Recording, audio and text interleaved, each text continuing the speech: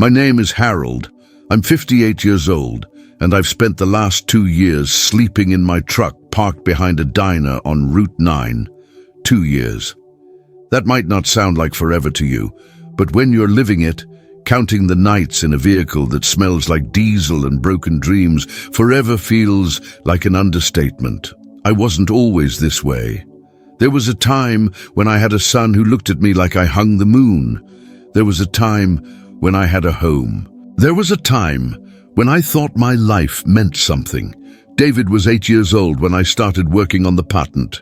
I remember him sitting in my workshop, playing with scraps of metal and plastic, watching his old man tinker with what would eventually become something revolutionary, a microfiltration system for industrial water treatment that would later change everything. He'd say, "Dad, what are you making?" And I'd say, "Something that matters, buddy, something that'll make us proud." Duh, but I was wrong about what would matter. I spent 15 years developing that patent, 15 years of 16-hour days of missing school plays and soccer games and parent-teacher conferences. My wife, Sarah, she tried to be patient. She really did. But patience has limits, and I think I found hers around year 9, when I missed David's high school graduation because I was in a lab in Boston, close to a breakthrough. She looked at me that day. I can still see that look, like she was waiting for me to understand something I couldn't quite grasp. "He's your son, Harold," she said quietly. "Not your footnote." I thought I was choosing them. I thought everything I was building was for them. For David to have opportunities, for Sarah to never worry about money again, for us to have the life we deserved. But David was learning something different. He was learning that things mattered more than people. He was learning that his father's ambitions were more important than his father's presence. Sarah left when David was 19. She didn't leave angry. That would have been easier. She left sad. She left disappointed. She left because she'd spent 2 decades waiting for me to figure out that a man's worth isn't measured in patents or money. It's measured in the people who want him around. David stayed with me for 3 more years after that. 3 years of silence and distance, of him going through the motions of being my son without actually being present. He went to college, engineering like his old man, and he'd come home for holidays and sit across from me at dinner tables and look like he was physically present but spiritually miles away. Then came the day in 2015, the day everything changed. I was 49 years old, and my company finally licensed my patent. The numbers were surreal. $39 million. $39 million. I remember sitting in that conference room, staring at the contract and thinking about calling David first. He was 21, in his junior year at Penn State, studying something he seemed to care about. I'd been so absent from his life that I barely knew the details. Instead, I called him to tell him he was rich. "David, it happened," I said, and I could hear the tremor in my own voice. "The patent, it's sold. You're going to be taken care of for life." There was silence on the other end. "Dad," he finally said, and his voice was flat, completely devoid of emotion. "I don't want your money." I laughed. I actually laughed. I thought he was joking, showing me some kind of twisted sense of humor I'd never seen in him before. But he wasn't joking. "I don't want anything from you," he continued. "Not your money, not your time, not your regrets. I wanted you when I was 8, and you were building something in that workshop. I wanted you at my graduation. I wanted you at 100 moments that came and went while you were chasing this. And now you think money fixes that? David, be reasonable." "I'm being completely reasonable," he said. "I'm being the most reasonable I've ever been. I'm setting a boundary. I'm telling you that I'm done waiting for scraps of attention from a man who chose his work over his son. I'm done." "What do you mean, done?" "I mean, we're finished, Dad. When I graduate, I'm moving to Seattle. I'm starting my life, and I'm asking you not to be part of it." He hung up. I sat in that expensive conference room, holding a contract for $39 million, feeling like the poorest man in the world. I tried calling him back 17 times. He didn't answer. I drove to his college apartment. He wasn't there, and his roommate told me David had asked them to keep me away. I called his university. I sent letters. I hired someone to track him down in Seattle. He blocked every number I ever called from. He returned every letter unopened. It was like my son had erased me from his existence with the same precision I'd once applied to my engineering calculations. Sarah tried to mediate, but she was hurt too, and she had no more leverage with David than I did. Eventually, she stopped answering my calls about it. She had a new life, a new husband, and a stepson who actually showed up for things. I couldn't blame her. The money didn't help. In fact, it made things worse, because now I had everything I'd worked for, and the only person I wanted to share it with had made it clear he didn't want me in his life. I bought a house in Boston, a 5-bedroom place on 2 acres that echoed with emptiness. I took trips to Europe and Asia and Australia. I volunteer consulted for engineering firms. I tried to fill the void with experiences and achievements and more accomplishments. But a man can only eat so many fancy dinners alone. A man can only drive so many luxury cars through his own life before he realizes he's driving away from the only destination that ever mattered. In 2019, something inside me broke. Not suddenly, it was more like the slow fracturing of a foundation that was never built on solid ground. I'd been drinking more. I'd been sleeping less. I'd been thinking about David every single day, and every single day the truth got heavier. He was right. He was absolutely right. I had chosen wrong. I had lived wrong. I had been a terrible father, and I'd used the excuse of ambition to not have to look directly at what I'd done. I sold the house. I sold most of my things. I gave half my money to charity. Cancer research, youth mentorship programs, education foundations. The other half I kept, in case I ever figured out how to live again. But I didn't know how to live. I didn't know how to be a person who wasn't building something. I didn't know how to exist without ambition as my oxygen. So I bought a used truck, a 1998 Ford F-150 that had probably belonged to 3 other people with their own stories. And I drove. I drove to Seattle first, but I didn't try to find David. I was afraid of what I'd find, or more accurately, of how clearly he'd reject me again. I drove east instead. I drove to cities and small towns. I drove Route 9 in Pennsylvania and New York, and somewhere around Buffalo, I stopped at a diner called Murphy's. It was 3 in the morning, and I was exhausted, and the pie looked decent. The waitress was named Carol, and she had kind eyes. The pie was excellent. The coffee was hot. I sat in a booth and felt less alone than I had in years. "You okay, hun?" Carol asked, and something about the question broke something in me. I haven't cried since David was 3 years old, but I cried at a booth in Murphy's Diner at 3 in the morning in front of a stranger. "No," I said, "no, I'm not okay." I don't remember exactly what I told her, but I told her enough. About David, about the patent, about the choices, about how money doesn't fix anything when you've used it as a substitute for being present. Carol disappeared into the back, and she came back with her manager, Frank. Frank was maybe 60, grey around the temples, solid in the way men get when they've been in one place long enough to grow roots. "You need a place to stay?" he asked. "I don't have much money," I said, which was a lie. I had plenty of money. But I needed to be poor. I needed to understand what I'd lost in a way I could feel. "You need work?" Frank asked instead.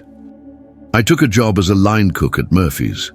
I took a spot behind the diner where I could park my truck.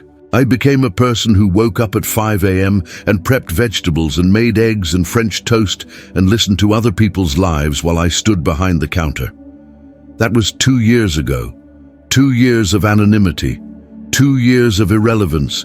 2 years of being nobody, which turned out to be exactly what I needed. Frank never asked me personal questions. Carol brought me coffee on my days off. The regular customers called me Harold. Frank had used my name once, and I guess it stuck. There was a construction worker named Mike who came in every Tuesday and ordered eggs over easy. There was an elderly woman named Ruth who always sat at the corner booth and read. There was a young girl, maybe 17, named Emma, who came in with her father some weekends, and they barely spoke to each other, and I could see in her eyes the same distance I'd caused in my own son. I was nobody. I was a line cook at a diner. I was a man who lived in a truck. I was a man who'd had everything and traded it for the chance to not think about what he'd become. And then one Tuesday, Frank came to me while I was prepping the lunch rush. "Harold," he said, and the way he said my name, carefully, like he was about to hand me something fragile, made me look up. "Yeah?" "I need to tell you something. About a month ago, a man came in here, looked like he was searching for someone. He described you, not your full description, but close enough that I knew it was you." My hands stopped moving. "He said his mother, your ex-wife, had given him this address, said he'd been trying to find you for a while, didn't know where to start." "David?" I couldn't say anything else. "He said his name was David," Frank confirmed. "He waited for about an hour. You weren't here that day. You had that doctor's appointment. He left me a note, gave me his number, said if you came in to ask you to call him." Frank pulled a folded piece of paper from his pocket. It was worn from being handled, from being read multiple times. My hands were shaking when I took it. The note was handwritten in careful letters. "Dad, if you somehow made it to Buffalo and you're at this diner, it's because life is weird and connected in ways we don't understand. I'm not sure what I'm looking for when I call. I'm not sure what forgiveness looks like or if I owe it to you. But Mom told me you gave most of your money away. Mom told me you're working at a diner. I have so many questions, so many angry words that still live inside me, but I'm 30 years old now, and I'm tired of carrying this. If you want to talk, my number is below. If you don't, I understand. David." I sat down at the counter, and I held that piece of paper like it was made of glass, like one wrong move would shatter whatever was written on it. I didn't call him that day. I held that number in my hands, and I couldn't dial. Because I understood, suddenly and completely, that this was my choice. Again, just like every other choice I'd made had been mine. When I was 30 years old and choosing the workshop over my son's soccer games, that was my choice. When I was 40 and working through Christmas, my choice. When I was 49 and my first instinct was to tell David he was rich instead of asking him how he was doing, my choice. And now, at 58, holding his phone number in my hands, it was my choice again.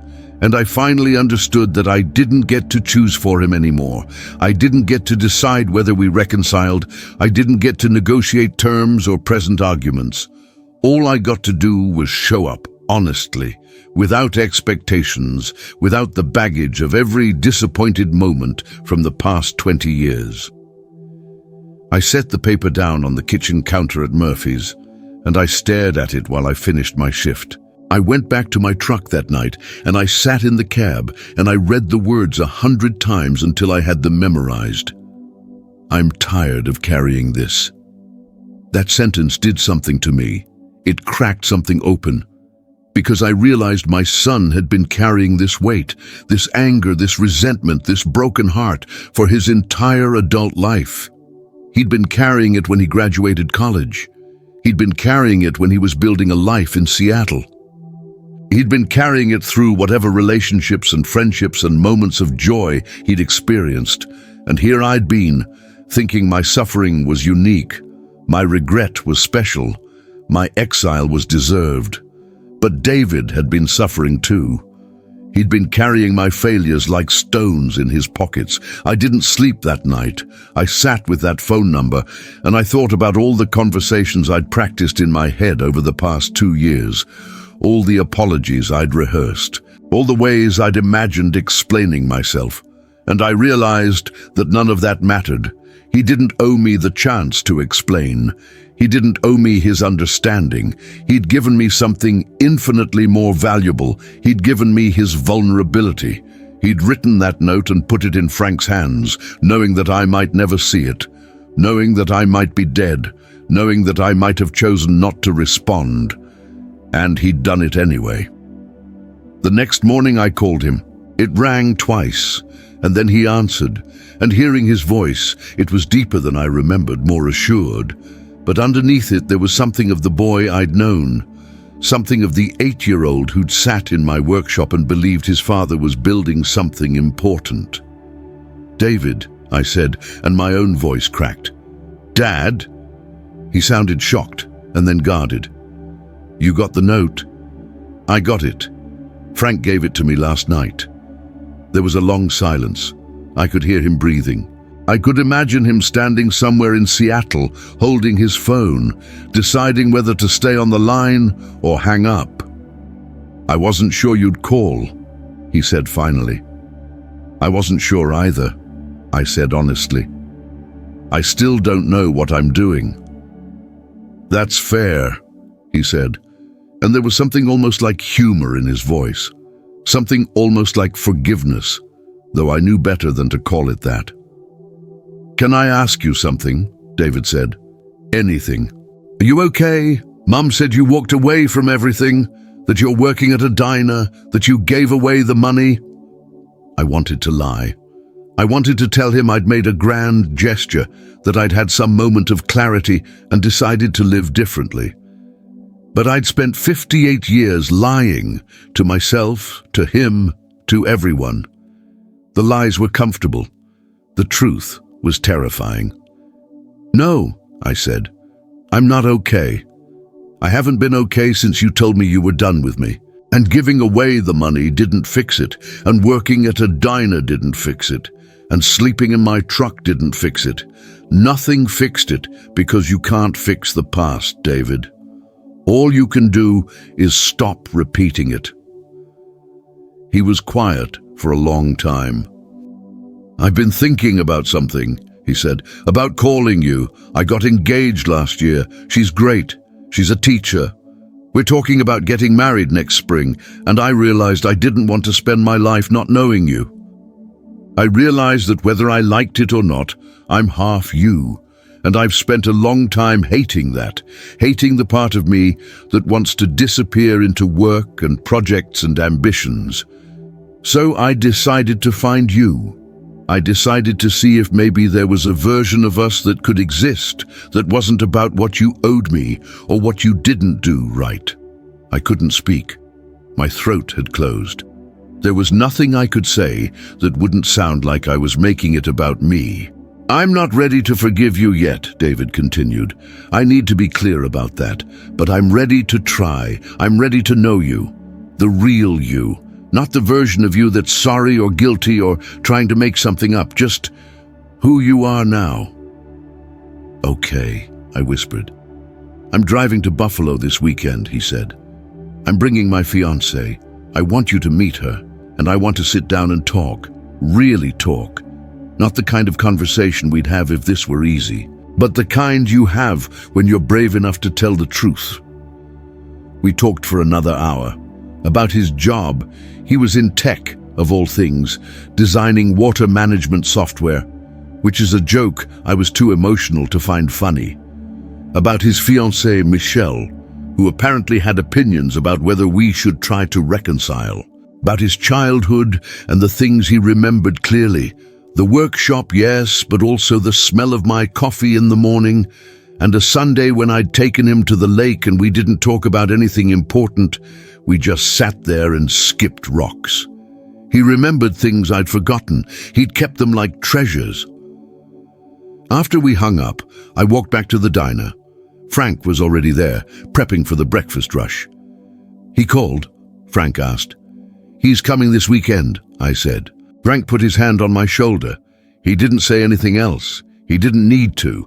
That weekend, I shaved. I got a haircut at the barbershop down the street. I washed my truck. I borrowed Frank's car, so I wouldn't be picking up my son and his fiancée in a vehicle that smelled like oil and regret. I wore clean clothes and tried not to rehearse conversations in my head. They arrived on Saturday afternoon at Murphy's. David walked through the door first, and he looked like a man, fully formed.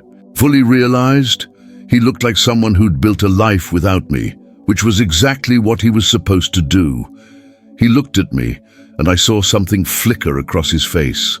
Recognition, sadness, maybe the ghost of something older. "Hi, Dad," he said. And I said, "Hi, David."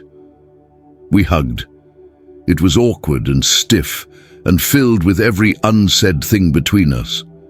But it was real, and it mattered. And when I stepped back, there were tears on his face too. Michelle was kind. She was smart. She asked me questions about my engineering background, and she and David shared looks that made it clear they'd discussed how to handle this moment. They'd prepared. They'd cared enough to prepare. We sat in a booth at Murphy's, and we ordered pie, and we started talking. It wasn't healing. Healing is too big a word for what it was.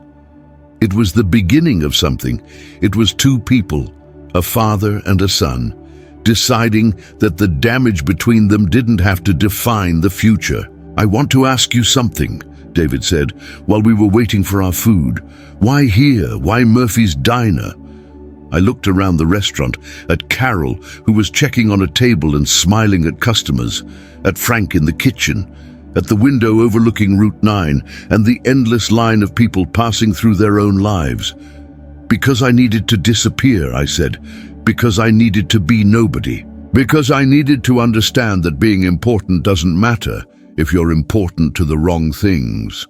"And now?" Michelle asked gently.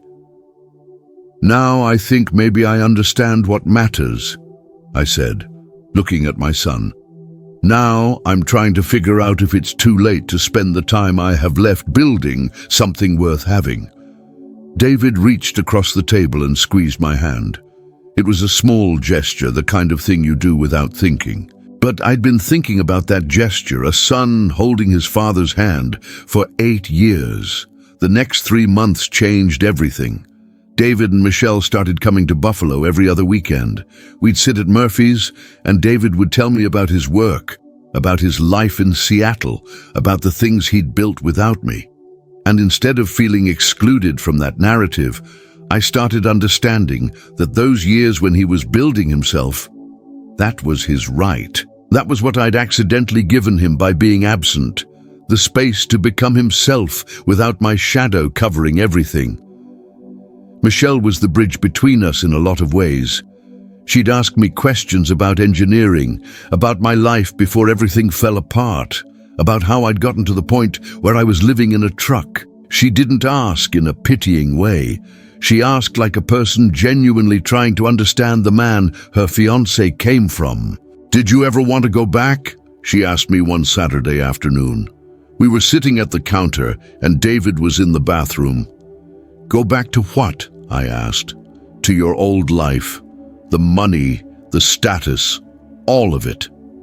I thought about that carefully, and I realized something that surprised me. "No," I said. "I spent 3 months thinking that if I had the chance to choose again, I'd choose differently. I'd go back and skip the patent entirely, be present for David's childhood, all of that. But the truth is, I don't think I could have chosen differently. I was built the way I was built. The ambition, the drive, that wasn't a choice. That was who I was. And David paid the price for that, and that's the injustice of it. Not that I made the wrong choice, but that my choices had consequences for someone else who didn't ask to bear them." Michelle nodded slowly. "That's the first honest thing I think I've heard an adult man say," she said. "In April, David called me with news. They'd set the wedding for October in Seattle, and they wanted me there. Not just invited, they wanted me involved. David wanted me to help design something for the ceremony, some kind of engineering element that he and Michelle had talked about. "It's going to be weird," David warned me. "My mom will be there, her new husband, his family. Sarah's going to tell them about you, about what you did, about the patent. Some people won't understand why I'm letting you back in. Are you letting me back in? I asked. I'm trying to, David said. I'm not pretending I'm not still angry, but I'm trying. And that's what I'm asking you to do too. Try. Don't disappear on me again. I won't, I said. I promise you that. In June, Frank called me into his office at the diner. It was a small space, barely bigger than a closet, filled with papers and invoices, and a desk that had been second-hand when he bought it 15 years ago. Sit down, he said. I sat. I want to sell the diner, Frank said. I'm 64, I'm tired, and I'm tired of doing it alone. I've been thinking about asking you to buy in as a partner, maybe eventually take it over completely. I was shocked. Frank, I don't have... Yes, you do, he said. I know about the money, Harold. I know you gave most of it away, but Carol told me you kept enough. And more than that, I know you. You're honest. You show up. You treat the customers like they matter. You treat Carol and the dishwasher and the prep cooks like they matter. That's more than most people do. And I think you'd be good at this. I thought about my entire life. I thought about the patent and the $39 million and all the ways I'd believed that building something important meant changing the world. But maybe changing the world wasn't about patents. Maybe it was about showing up. Maybe it was about making sure a regular customer named Ruth always had a clean table and hot coffee. Maybe it was about noticing that Emma, the 17-year-old, was sad and asking her about it, and eventually learning that her parents were getting divorced and she felt like nobody was paying attention to her anymore. Maybe it was about being present. I want to think about it, I said. Take all the time you need, Frank said. But Harold, whatever you decide, I'm glad you landed here. And I bought into Murphy's Diner. It took 3 weeks of paperwork and a lawyer and conversations with Frank about what the partnership would look like. But by July, my name was on the deed. Not just as an employee, but as an owner. As someone who'd chosen to build something with his hands and his presence instead of his ambition. The day I signed the papers, I called David and told him, "You're buying a diner," he said, and I could hear the smile in his voice. The guy who invented a water filtration system is buying a diner? The guy who invented a water filtration system was a terrible father, I said. Maybe the guy who buys a diner can be better at something that matters more. David was quiet for a moment. Dad, I need to tell you something that happened a few months ago. I met with the CEO of the company that bought your patent. I wanted to understand what your invention meant, what it changed. My chest tightened. Why? Because I wanted to know if maybe you weren't completely wrong. If maybe there was a version of this where you were working on something that actually mattered and I wasn't just collateral damage. David, let me finish, he said.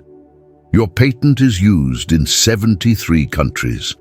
It's been implemented in water treatment facilities that serve 30 million people. It's prevented an estimated 200,000 deaths from waterborne diseases in the last 10 years.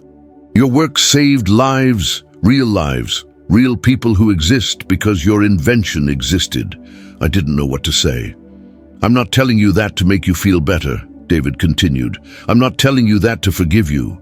But I'm telling you because I needed to know that the thing you chose over me wasn't meaningless.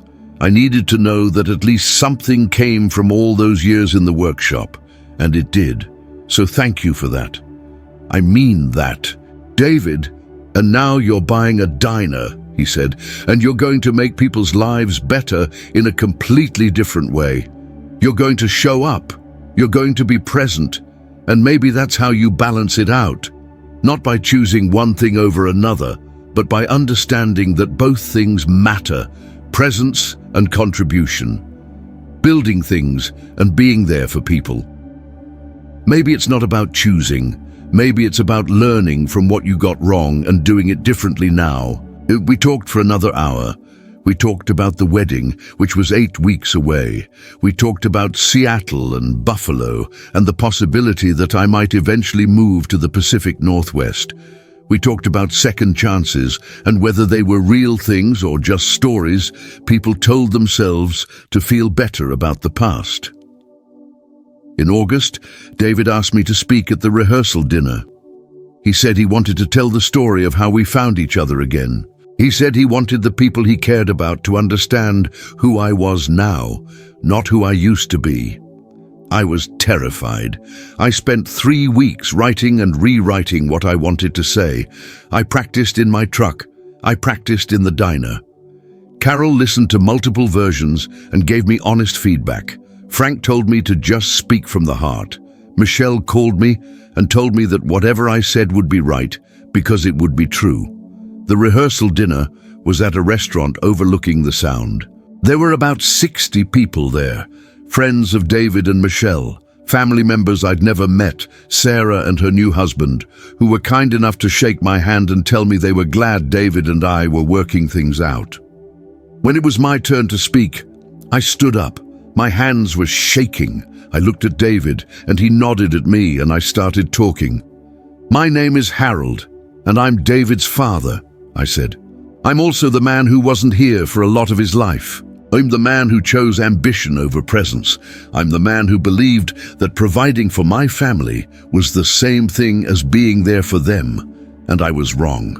I was completely, fundamentally wrong about that.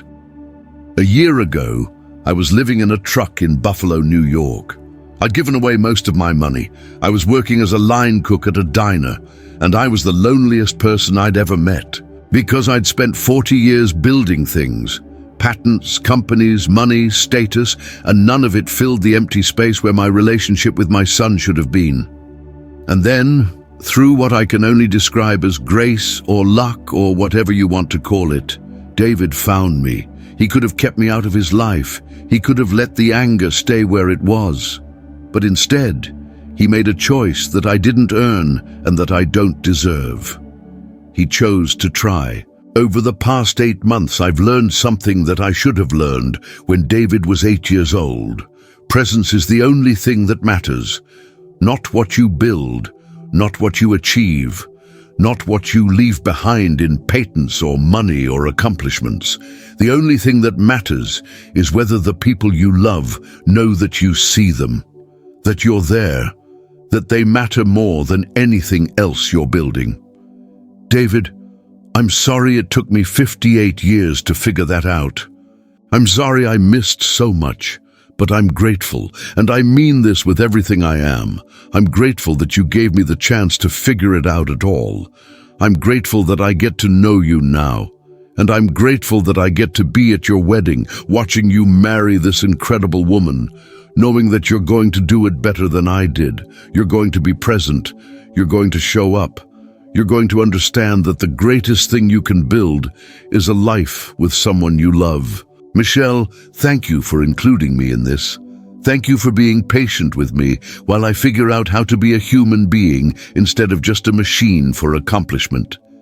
And thank you for loving my son the way he deserves to be loved. I'm buying a diner in Buffalo, I continued, and I heard a few people laugh. Some people might think that's a step down from what I used to do, but I think it's a step towards something that matters more. It's a place where people come when they're tired or lonely or searching for something they can't quite name. It's a place where I get to be present, where I get to see people, where I matter because I showed up, not because of what I invented. David, you taught me that without meaning to. You taught it by rejecting everything I thought I was and insisting on who I actually needed to become. So thank you. I love you. And I'm sorry it took so long. I sat down. There was silence for a moment, and then Sarah started clapping, and then everyone was clapping, and David was looking at me with tears in his eyes. Michelle squeezed my hand. "That was perfect," she whispered. Later, after the dinner, David and I stepped outside. It was a clear night, and you could see the stars across Puget Sound. The air was cool and clean and smelled like salt water. "I meant everything I said," I told him. "I know you did," he said. "That's why it mattered." We stood there for a long time, not saying anything. And that silence, it felt like the most important conversation we'd ever had. "I've been thinking," David said eventually, "about whether I'm actually forgiving you, or if I'm just choosing to move forward anyway." "And?" I asked. "And I think those might be the same thing," he said. "Forgiveness isn't about erasing what happened. It's about deciding that the past doesn't have to be the future. It's about choosing to build something new instead of rebuilding what broke. And I'm choosing that. With you. That's all I want," I said. "Not to be forgiven. Just to be chosen." The wedding was 3 weeks later.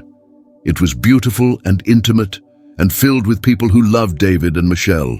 I walked with Sarah down the aisle, not as her husband, but as someone who'd once been, someone who'd failed, someone who'd learned late what should have been obvious from the beginning. When David said his vows, he looked at me. Just for a second, but he looked at me and he said, "I promise to be present. I promise to choose you every day, even when it's hard, even when I want to disappear into my work. I promise because I've seen what happens when presence is optional. And I'm choosing something different. I'm choosing a life where the people I love know that they're the most important thing I'm building." I cried, full, shoulder-shaking sobs. Carol had to hand me tissues from her purse. After the ceremony at the reception, David's stepsister, Sarah's stepdaughter, came up to me. She was about David's age, and she said, "I've heard a lot about you. I'm glad you're here. I'm glad you and David found your way back to each other." "Thank you," I said. "I'm still learning what it means to be present, but I'm learning." "That's all anyone can do," she said kindly. At the end of the night, as the reception was winding down, David and Michelle found me sitting at one of the tables. They were still in their wedding clothes, and they looked impossibly happy. "We have something to tell you," David said, sitting down next to me. "Michelle is pregnant," he continued. "We just found out last week. We wanted to tell you tonight at the wedding. We wanted you to know at the same moment we were celebrating our marriage." I couldn't breathe. A grandchild. A life that came from David. A life that would exist because we'd found our way back to each other. "A boy," Michelle said, smiling. "We found out today at a last-minute ultrasound, and we've been thinking about names." David took my hand. "We want to name him Harold," he said. "After you. After the man you're becoming.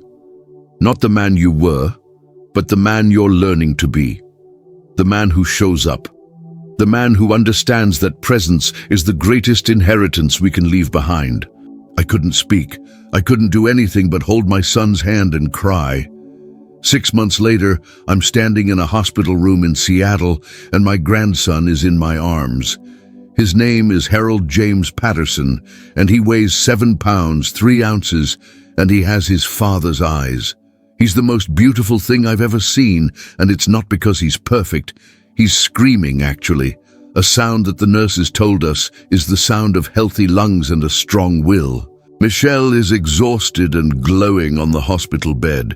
David is standing beside me, watching me hold his son. And I understand, with a clarity that feels like it should have been obvious 40 years ago, that this moment, this ordinary, miraculous moment, is what everything was leading toward. "He's got your stubborn look," David says, and I laugh because it's true. Even at 1 hour old, this child looks like someone who knows what he wants and won't be denied. "I hope he inherits the best parts of you," I tell David. "The discipline, the intelligence, the ability to love people even when they hurt you. But I hope he doesn't inherit my mistakes." "He's going to make his own mistakes," David says. "That's what being human is. And when he does, I'm going to be there. I'm going to show up for him. And if I mess up, which I will, I'm going to work on making it right. That's what I learned from you. Not what to do, but how to fix it when you get it wrong." The nurses leave us alone for a moment. Michelle drifts off to sleep. her hand still resting on David's arm, and I'm standing there holding my grandson, and I'm thinking about time, about how it moves in one direction and you can't get it back, about how the only thing you can do is be present for what's in front of you right now. I'm going to stay in Seattle, I tell David. I've been thinking about it, and I talk to Frank. He's going to hire a new manager at Murphy's, and I'm going to move out here. I want to be here, for him, for you, for all of it. David looks at me, and there's something in his expression that I haven't seen before. Not forgiveness, we're past that now, but acceptance. Like he's accepted that I'm going to be part of his life, and he's decided that's okay. You don't have to do that, he says. I know you love the diner. I know you've built something there. I built the diner because I didn't know how else to stop running, I say. But I'm not running anymore. I'm choosing, and I'm choosing this. I'm choosing you. I'm choosing my grandson. I'm choosing a future where the most important thing I do is show up. Over the next few months, I make the transition. I train the new manager at Murphy's. I have conversations with Frank about what staying in Buffalo would mean, and he tells me he understands, that he's proud of me, that whatever I need to do, he's got my back. I sell the apartment I bought in Boston. I buy a small house in Seattle, close enough to David and Michelle that I can be there quickly if they need me, but far enough that I'm not encroaching on their lives. I get a job at a water treatment facility in Seattle. It's not work that requires my expertise. I work in water quality testing, which is somewhat basic for someone with my background, but it's work that feels honest. It's work where I see, directly and immediately, how my labor makes a difference. When the water is clean, people are healthy. When the water is contaminated, we catch it and fix it. There's a simple cause and effect that appeals to me after years of abstract thinking and theoretical patents. In the mornings, I go to work. In the afternoons, when I can, I pick up Harold from daycare and I take him to the park. He's a toddler now, 2 years old and full of opinions about which slide is the best and which ducks need feeding. He calls me Grandpa Harold, which sounds ridiculous and perfect in equal measure. David and Michelle have their lives. David is working on increasingly complex projects. Michelle is teaching 4th grade and loves it. They have friends and routines and the beautiful mundane chaos of a functioning marriage, and I'm on the periphery of that, but not excluded from it. I'm invited to dinner. I'm called when Harold learns a new word. I'm included. One afternoon, while I'm pushing Harold on the swings, a woman sits down on the bench next to me. She's maybe my age, maybe a little younger. She's watching her own grandchildren play on the grass. He's beautiful, she says, nodding at Harold. Thank you, I say. He's my grandson. He just turned 2. That's a good age, she says. That's when they start showing you who they're going to be. We talk for a while. Her name is Patricia. She's been retired for 5 years from a career in education. She lost her husband 4 years ago. She moved to Seattle to be closer to her grandchildren after his death. Do you live around here? She asks. I moved here about 18 months ago, I say, to be closer to my son and his family. That's good, she says. Family is what matters at the end. At the end. I think about how I spent 57 years not understanding that. I think about how I could have missed all of this.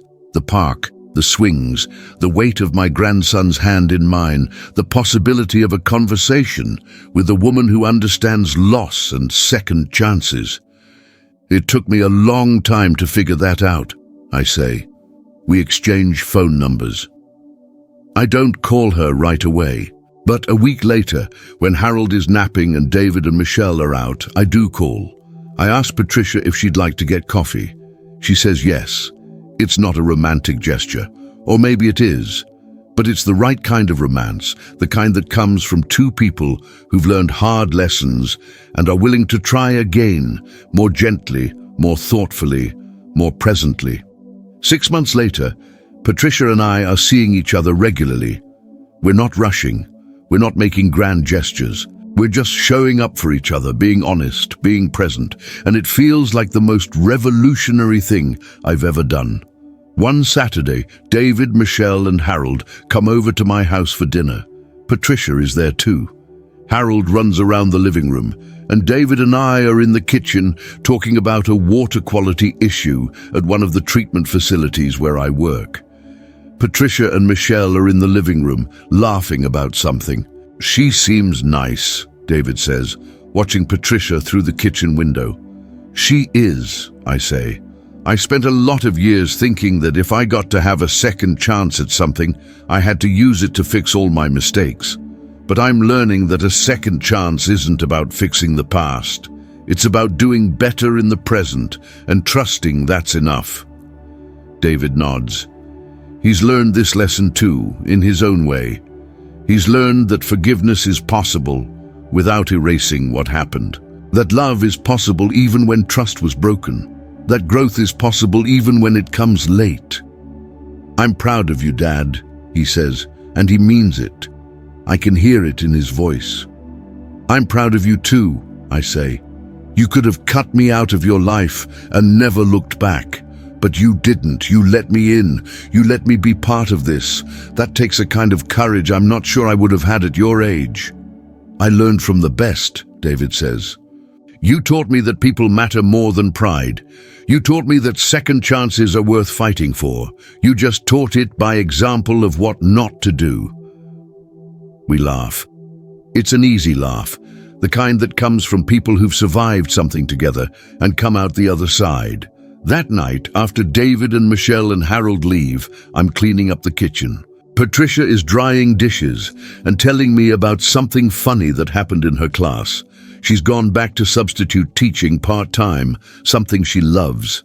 She's telling the story with animated gestures and genuine joy, and I stop and just watch her for a moment. This is what it means to be present. This is what I was running from all those years. This ordinary moment, this woman, this kitchen, this life that's built on showing up and paying attention and choosing people over projects. "What?" Patricia says, catching me watching her. "Nothing," I say. "I'm just grateful." She smiles. She dries the last dish and sets it down. She takes my hand and pulls me toward the couch, and we sit down and she leans against me. And we watch the sun set through the window, and neither of us feels the need to fill the silence with words. Later, when Patricia goes home, I sit on my porch and I think about the boy in the workshop. I think about David asking, "What are you making?" and me answering, "Something that matters." And I think about how I didn't understand for so long what actually mattered. The patent changed the world. I know that now. $39 million, 73 countries, 30 million people with access to clean water because I spent 15 years in a workshop obsessing over microfiltration systems. That matters. It's not nothing, but it's also not everything. And for a long time I thought it was. I thought changing the world on a macro level was more important than being present on a micro level. I thought providing financial security was more important than showing up for dinner. I thought ambition was more important than presence. I was wrong. I'm 59 years old now. I have a grandson who calls me Grandpa Harold. I have a son who took a chance on me and let me back into his life. I have a woman who makes me want to show up every single day. I have a job where my labor has immediate and tangible results. I have a community at the treatment facility, people who know my name and ask how I'm doing. I have Carol and Frank and the regulars at Murphy's Diner calling me to see how I'm settling in Seattle. I don't have the money anymore. I don't have the patents. I don't have the status or the recognition or the empty house that echoed with loneliness. And I have never, in my entire life, been richer than I am right now. 2 years ago, I was sleeping in a truck, and I thought my life was over. I thought I'd made all my choices, and there was nothing left to do but exist in the wreckage of them. But I was wrong about that too. Life doesn't end when you run out of chances. It ends when you stop believing that change is possible, and I stopped believing that for a little while. But then a woman sat next to me at a diner counter and asked me if I was okay. and a man offered me a job. And my son found my phone number and wrote a note that said he was tired of carrying the anger. And I learned that the greatest invention of my life wasn't something I patented. It was the choice to show up. It was the choice to be present. It was the choice to believe that the people I love matter more than the things I could build. That's the legacy I want to leave behind. Not a patent or a company or a fortune. A son who knows his father. A grandson who has a grandfather. A woman I'm learning to love, slowly and carefully and honestly. A life that matters because I showed up for it. My name is Harold, and I'm 59 years old. And for the first time in my life, I'm exactly where I need to be.